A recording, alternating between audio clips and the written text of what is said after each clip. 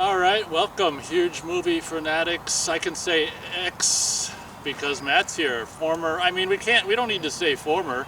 He's still a huge movie fanatic, yeah. and he's also a State of Fluxer. State of Flux. So State of Flux, Matt, God, I set up on a hill. You know, we set up on two different baseball fields, and people are starting games, we're getting kicked out. So now we set up where we're not on a field, but we're on a hill, and I feel like I'm going to fall back, but I'm going to do my best. We're here to, this is really interesting. I wanted to review these two movies, but Matt had this interesting idea because they've got similarities that I should have realized. He's like, well, let's film both of these together. And I'm like, wow, that's kind of new wave and interesting. So we're here to review in no particular order Oppenheimer and Godzilla, what the hell? -1. Yeah, I always want to say Final Wars. That just rolls off the tongue, but it's Godzilla -1. And maybe since you did a lot of talking in the last video, maybe I'll start. So, God, this is really weird, talking about two different movies. So why don't we just start with Oppenheimer? I'm pretty sure when you and I talked, you knew that you were going to see that. I hadn't seen it yet, but I knew I was going to. You knew you were gonna, and I didn't really have any interest in it because I don't really care necessarily about Christopher Nolan, and I really don't care about the subject matter, because what they give you in movies regarding quote unquote, you know, historical events don't necessarily mean it's true or whatever. So all those kind of things aside, and plus who the hell cares about this mass murder weapon and shit? I'm too much of a nice guy to care about that. So I wasn't interested or really plan on to see Oppenheimer, but then it came out on frickin' whatchamacallit, I had it. Right? Peacock, yeah. And I'm like, well, fuck, I might as well see it for no additional cost. So it actually well, me and Beth watched it. We had to split it in half just because, you know, it's a sizable feature. It's a mind fuck, just whatever. So I guess I'll just simply, I've already reviewed Oppenheimer on this channel, so not many people watch that review, so whatever. But if you haven't seen it, I'll just simply say, like, I'm not a Christopher Nolan fan by any stretch of the imagination, but I can't even. What did he do before this? Oh, was it Tenet? Tenet, yeah, okay. And he must not like that either? I cannot roll my eyes harder at Tenet. Oh, wow. You think it was just like pretentious kind of... Yes. Like that's a movie that was so up its own ass. Okay. So it was kind of like, you think Inception was cool, well, watch this kind of thing? Absolutely. And what did you think about Inception? I loved Inception. Okay, yeah. So we're he's both on the... made 3 movies that I think are undeniably phenomenal. That would be Memento. I think that Which I haven't seen. I think I got the DVD. It's super great. Memento, Inception, and The Dark Knight. I'm going to do this so I don't fall back. They're all fantastic movies. He's made various other ones that are good, passable, bad, awful. And yet people treat him as if he's the savior of cinema. Yeah, and I didn't hate Tenet, but I mean, it was kind of like, you know, aspects of it were cool. Like, one thing I thought was cool was like when I can't even remember how it worked, at the end or something, the building, something happens where it blows up, and then at the top of it blows up and the bottom reshape. I don't know. There was something with the building that was cool, but I mean, yeah, anyway. Kevin Smith, of all people, criticized the visual look of Tenet.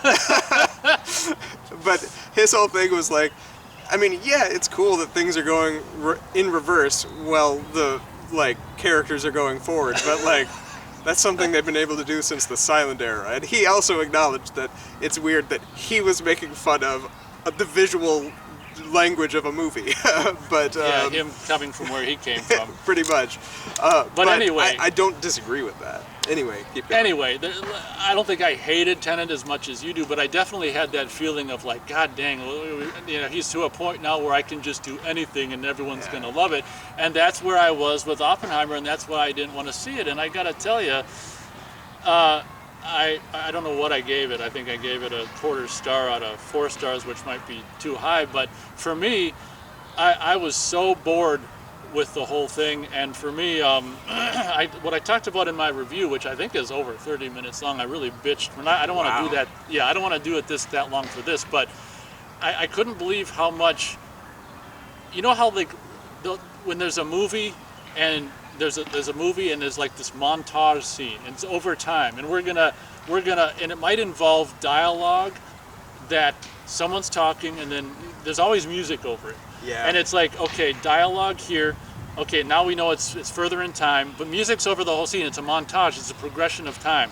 They're building something. Something's happening. Like this whole fucking 3-hour movie is like a montage of time, whatever, moving forward. I can't remember. Then they go backwards because you got to see where he is. How many frickin' time? It's kind of like a half-ass version of Inception in a little bit of ways. And it's kind of like there's this one period of time that's here.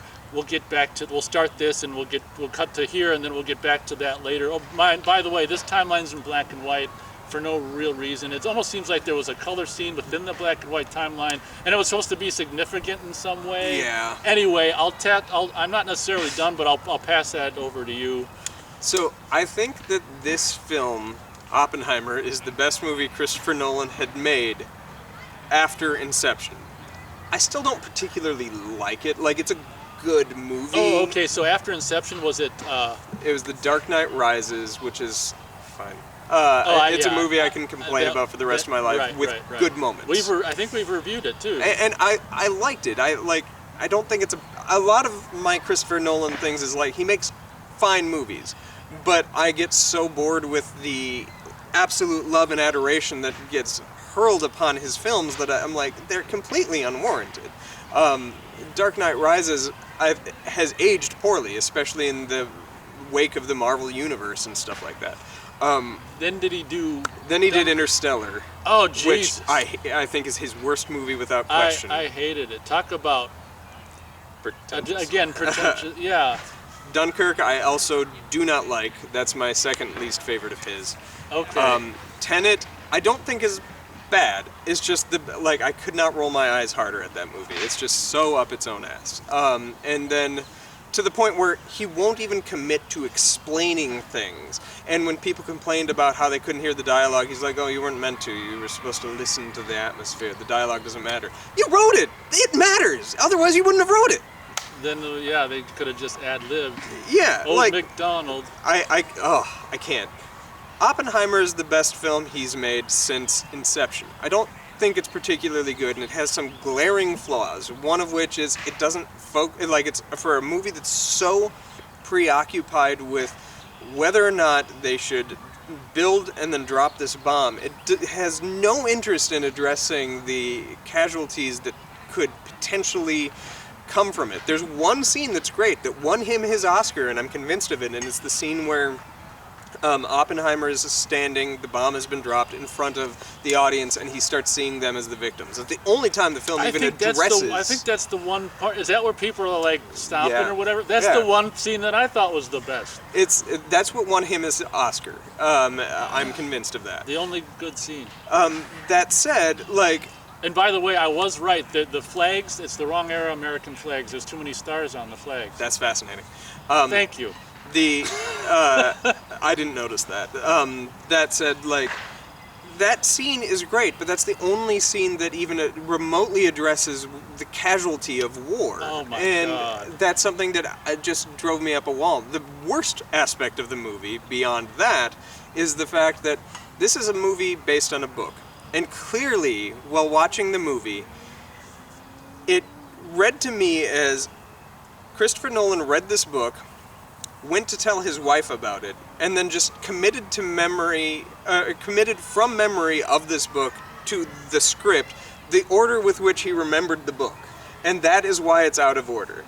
He was telling his wife, and he's like, oh, so it happens here, and don't worry, we'll come back to that. We're going to touch on that at the end. And then this happens, and there's this really great moment where he's really focusing on the bomb because it's so important that this got built, that he really lingers there, but don't worry, he whips back and forth, and that's the only reason it's that way. It reminded me of, I have ADD, of somebody with ADD trying to tell a story. Oh, really? I can't. Yeah, I don't really notice it. Oh, I have debilitating ADD. Oh, really? And that's attention deficit disorder? Yes. Interesting. Well, you did. Yeah, you did. Really, I don't know if that would affect your performance in that movie, but the movie you were gracious enough to be in of mine. But I didn't know that. So it's not glaringly obvious. Oh, that's cool. It is to my wife. Oh, okay. Well, I don't sleep with you yet.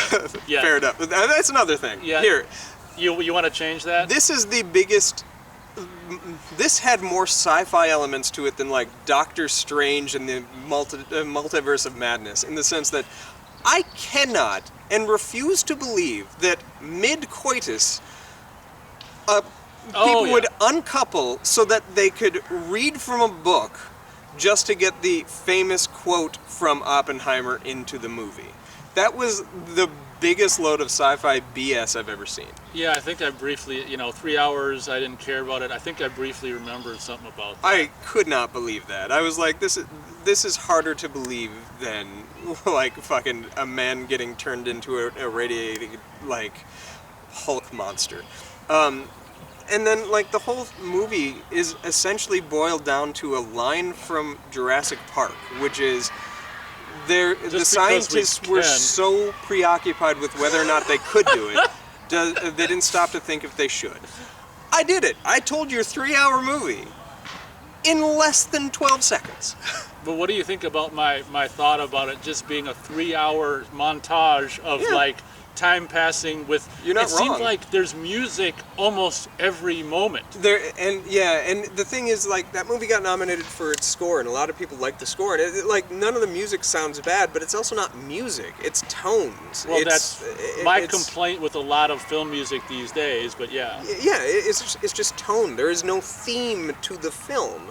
To me, see, back in the day, and maybe even still now, I don't watch a lot of new stuff, but back in the day of like Full Moon or just bad 80s movies, usually if you had a weak scene or something, what you do is they'd throw music wallpaper on the music. Yeah, it's wallpaper music. music. That's all it reminded me of, and I think there's no other reason that there's music, so much music in almost every second of that 3-hour movie.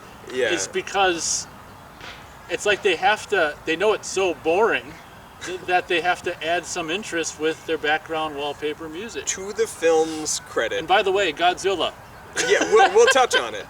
To the film's credit, the music works best during the making of and explosion of that bomb. Okay. It rises to a point where you can't help but feel like connected in some way to this big event that you know is about to happen. Now, it worked much better cinematically in a theater than I would have imagined it would have played on a TV at home. TV and TV sound. That said, you shouldn't have to have that complaint about a movie. A movie should work independent of where you see it. That's true.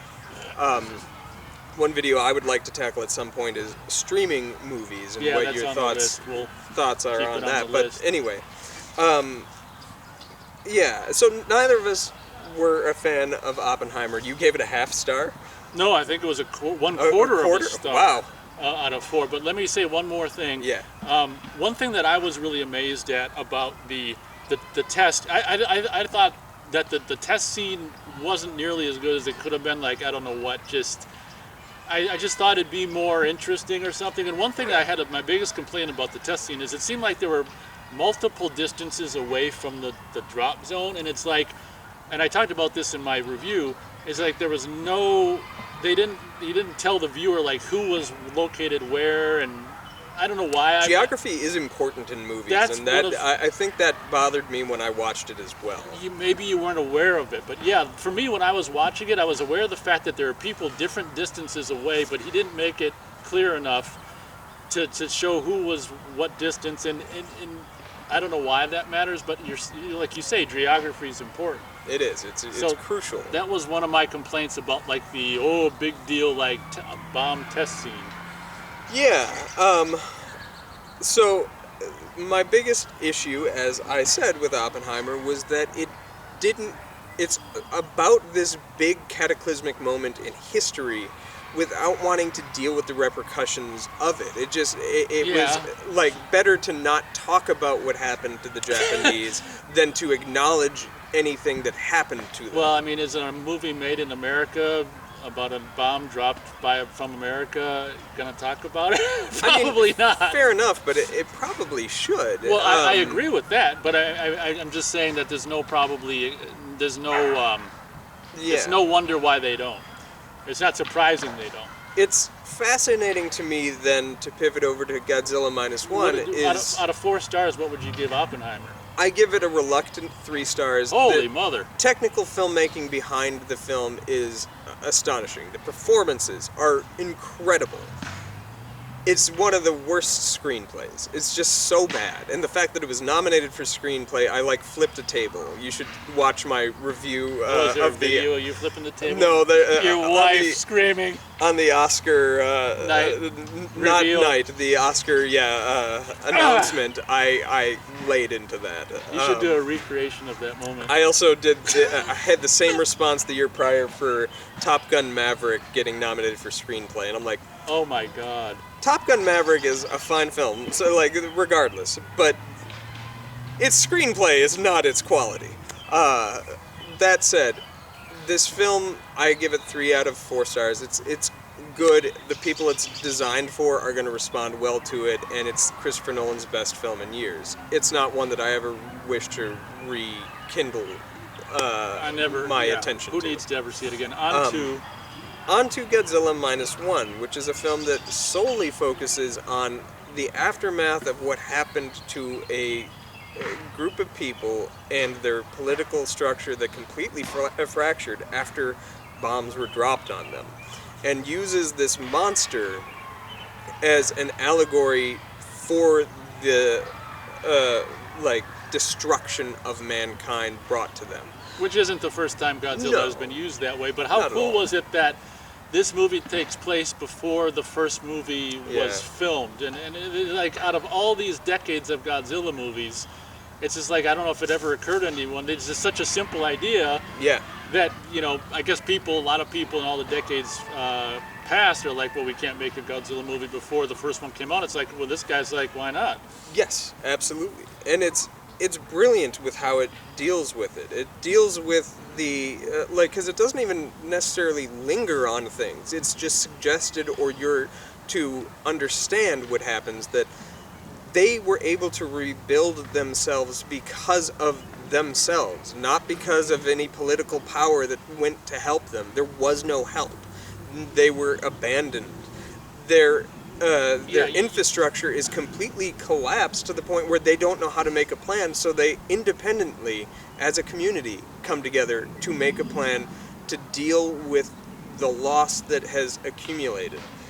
And that is brilliant. This big ghost of the atomic bomb that looms over the entire film, when you're following a kamikaze pilot, to an American audience, should not work as well as it does. And hot damn if I did not cheer at the end of that movie. It's one of the few times where a quote-unquote sappy Hollywood ending was what I desired more than anything else. I did not, some people were not forgiving of its somewhat cheesy conclusion.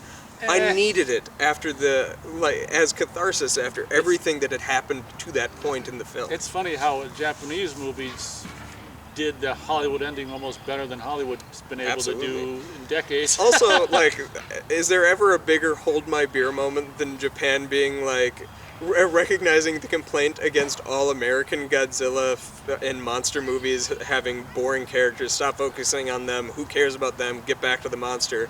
They make a movie that's almost exclusively character driven, with only 20% of the movie focused on Godzilla, and we rooted for it so wholeheartedly. Rooted for what? The fact that this was a character driven movie. We didn't care that Godzilla's only in a small amount of it, because the characters work. If you write good characters, you're going to respond well to it, and this movie proved that. What's crazy about this movie is when you think about Godzilla movies in decades past, it's all this, and I talked about this in my review because I reviewed this months ago or whatever, is that it's all usually government, military. It's kind of like this epic thing where the tanks roll in, the tank models intercut with real tanks back to models. It was so funny. And then later years CG tanks, or one tank put on 100 times CG, whatever. And they've done that in Godzilla movies. We're talking about the Japanese ones. Yeah. So many times for so many decades, and all of a sudden this one is not that. It's about just your common man or common people. It's a tugboat versus this thing. Coming together. Yeah, and it was so cool. What's great about it is it really has this feeling of almost a low budget independent movie, because there's not a lot of characters, and there's Yeah. not a lot of big sprawling locations. It's really just like the ruins or whatever, apartment or whatever, and this kind of stuff. It's who would have ever thought that a Godzilla movie, which is generally historically about just big monsters stomping, destroying, could possibly get so small and intimate Yeah. on an emotional level about so many elements. Because then I want to say I only saw it once, and this was back in whatever December, but I can remember like the thing with like the adopted child and just so Yeah. much like getting invested in the characters. Yeah, you feel everything with these characters, and it's the only Godzilla movie that I can think of where you're like, you don't want to see the monster because if it comes, the bad things happen. And it's like, that's... To the characters that Yeah. you become invested in. And it's like, that's what you're generally there rooting for. And they reversed that on you, and it was great. I think this is one of the 3 best Godzilla movies. I think the original one is, I still think, the best Godzilla movie. This is in a conversation for second place. The other one I would cite is, if you haven't seen Shin Godzilla, check that out. Oh wow, we're completely. I was That gonna. is- I that was is a gonna. I was gonna. masterpiece. Oh geez. I was gonna.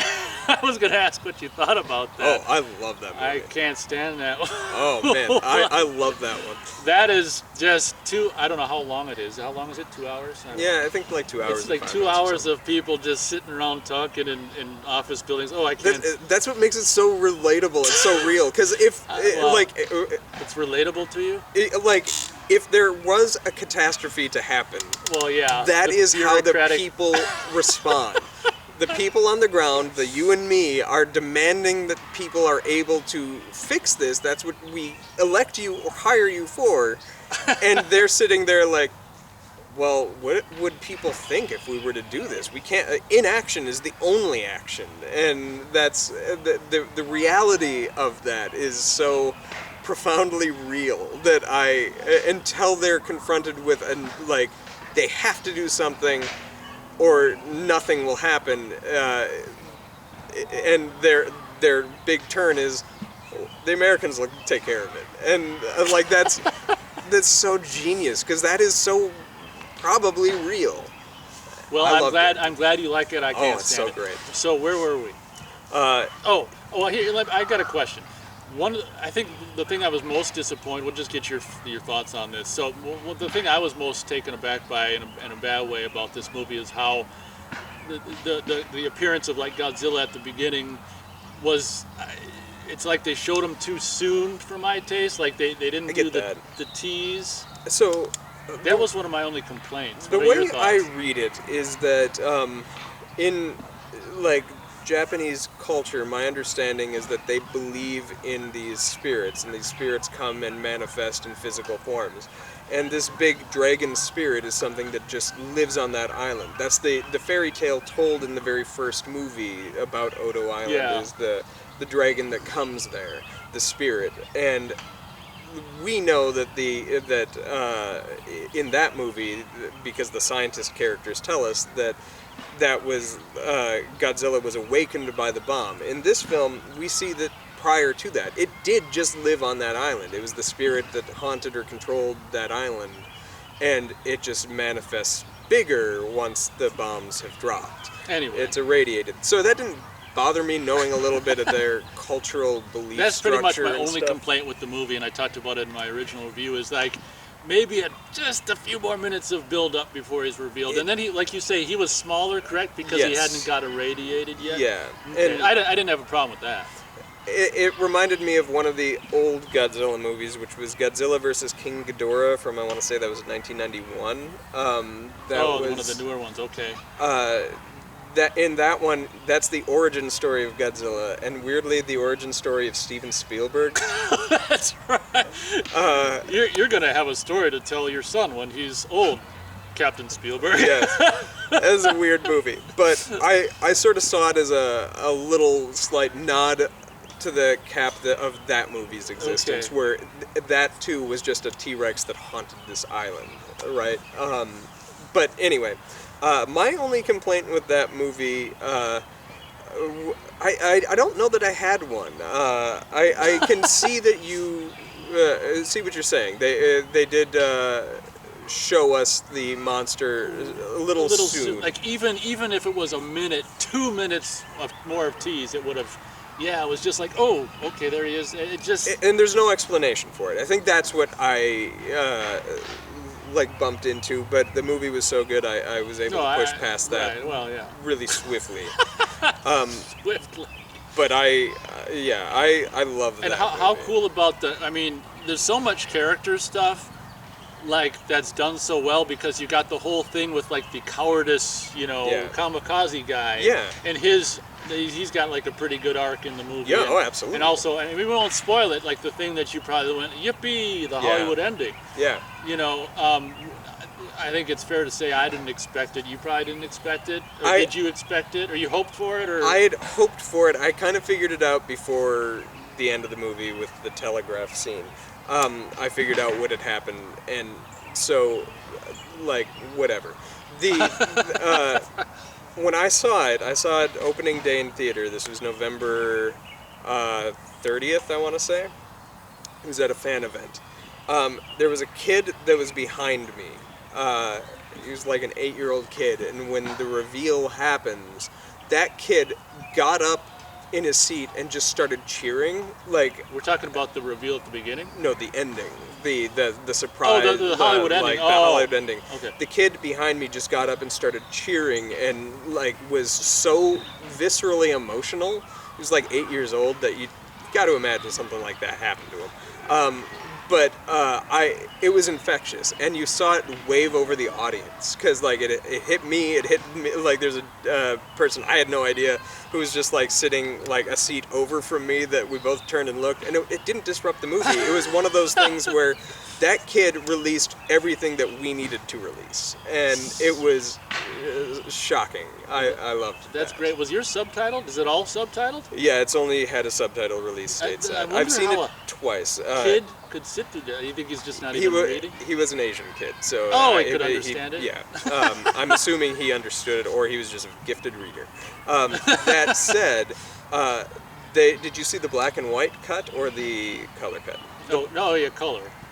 I saw the re-release Godzilla -1 color, which was also very good. It makes it feel of its era in a beautiful way. The only thing that didn't work as well for that was the Godzilla himself looked better in color than he did in black and white. He looked a little more artificial in the black and white. I hope when it comes out, inevitably, both versions will be available. I know in Japan that is the case. I'm hoping like Criterion or something picks up this movie. It makes you wonder who's going to put it out here. Yeah. Being that it won an Oscar, I would imagine that Criterion likes to pick those films up. So hopefully we get that. Well, yeah, they did Armageddon. Did you know that Criterion did Armageddon DVD? I have that. Yeah. That has the great Ben Affleck commentary where he just picks apart the movie and how it does not play. Oh, wow. It's funny. Okay. But, yeah, maybe we should talk a little bit about and I talked about this in my review as well, like the pretty goddamn great freaking CG effects. And I could see it before I saw the movie in the trailer. I was like, holy cow, this is... And what I did is, I don't know if this will make sense to you from your generation, but in my review I kind of compared the effects to American. See, we're Americans in America, so we're used to like American effects, and we're not so familiar. Maybe me less so. I don't know about you, but maybe not so familiar with digital visual effects companies from other countries. But I compared it to like America versus Japan to like Super Nintendo and Sega Genesis. Like back in the day, they even if you had like the same game, like they'd be different. Versions, and I was just like, maybe it's just because I'm not used to any visual effects houses from. Well, I mean, I guess that one is in New Zealand or whatever, Weta or whatever. Weta. But I guess what I'm trying to say, I'll say it shorter, is like this is like the first time seeing like digital visual effects that kind of had this. I don't even know if I can put my finger on just the. I don't know if it was the detail, like when he'd walk and he'd step and like just the crunch of the ground underneath. And so many different levels, it seemed like just like the physics and or detail in some of the destruction was just like next level. It was stunning.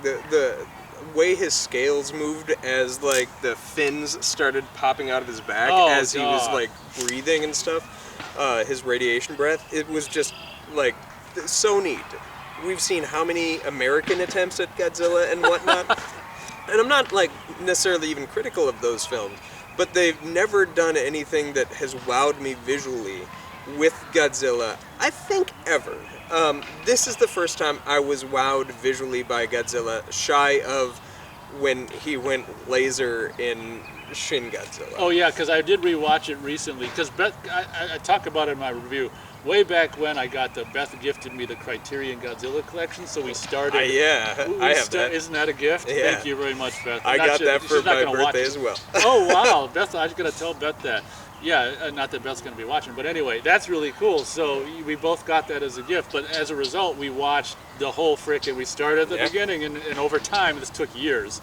We watched all the movies, and it's so crazy because we had just watched Shin Godzilla before, like weeks before. Like I think I found out about the trailers for -1. I'm like, oh my god, I had no idea it was happening. Yeah. And then, so what I'm saying is, yeah, although I'm not a big fan of Shin Godzilla, having rewatched it recently, that laser thing or whatever he does, oh my god. Talk about epic Godzilla moment from Shin Godzilla. Yeah.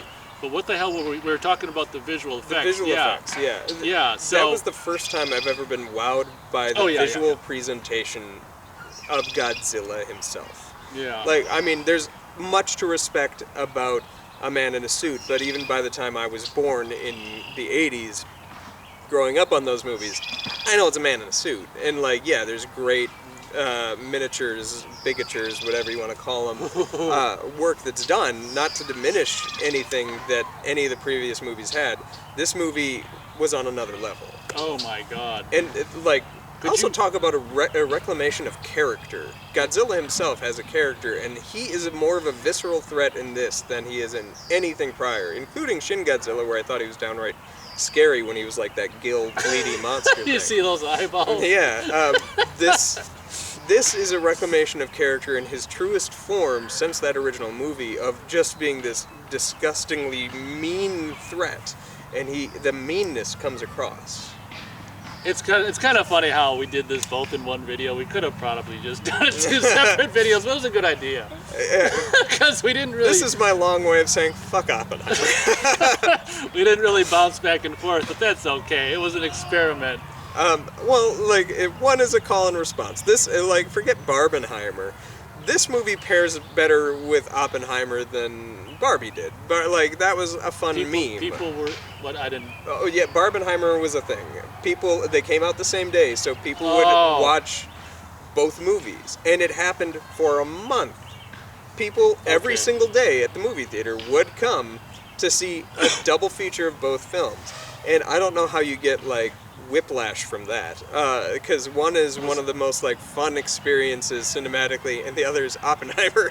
I don't know how, like, which order do you arrange? Because also after watching Oppenheimer, I don't want to watch anything fun. I just want to like not anymore.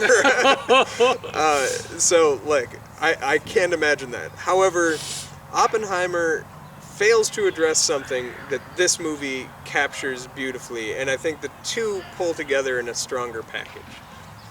I will also say this. For a movie that I thought should have won Best Picture, which is Godzilla -1, and it failing to get nominated, however, did win for Best Visual Effects, way to go. I did like that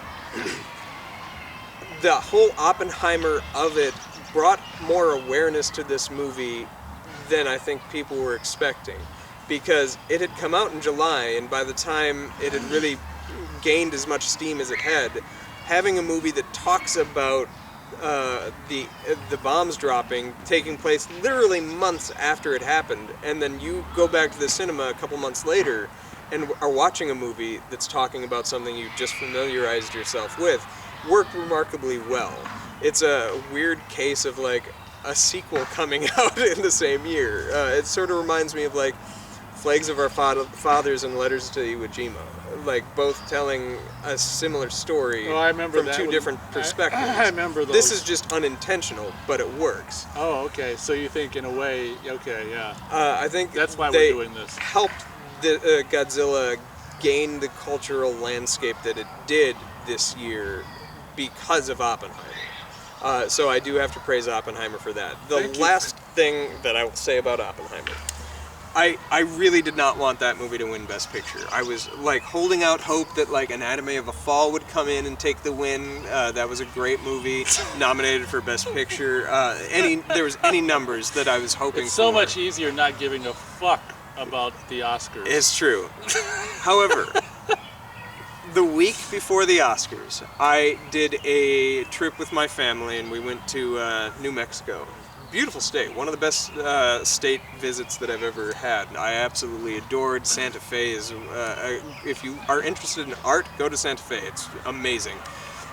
That said, we also drove to Albuquerque and we kind of did a roundabout way to get there. And we ended up driving through Los Alamos, where they filmed Oppenheimer. And being confronted with the place where they actually filmed on location there and seeing some of that stuff that is in the movie, in the film, it helped me just, while I was driving through Los Alamos, seeing where this actually happened. Riding? You don't drive. Yeah, that's true. I came to accept that Oppenheimer was just going to win, and I had to accept it. And I had You just had the that moment feeling. that, like, it's going to happen. And stop hoping for the dark horse to come in and swoop you out. And I accepted it, so that's my last thing on Oppenheimer. I was so resistant to it, and then I fucking found myself exactly where it happened. And I was like, alright, it's time to let go. And I did. So That's a relief. yeah. So, yeah, we like Godzilla -1. Easy 4-star movie. I can't remember what I gave it. I might have given it 3 stars. Interesting. Or Easy. maybe 3.5. Whatever. If you want to see what I gave it, not long after I saw it, check out my review. But I think it might have been 3.5. Yeah, 3 to 3.5. Sorry, I keep talking to you. You're gonna talk. No, it's okay. No, I was done. Are we- It was a great movie. Are we done with our We're done. experiment of Oppenheimer review, and which I kind of thought we were gonna go back and forth a little more, but that's okay. It was That's an okay. experiment. Yeah, we tried. All right. Thanks for watching. Thanks for watching, and hope you enjoyed, and we'll catch you on the next video.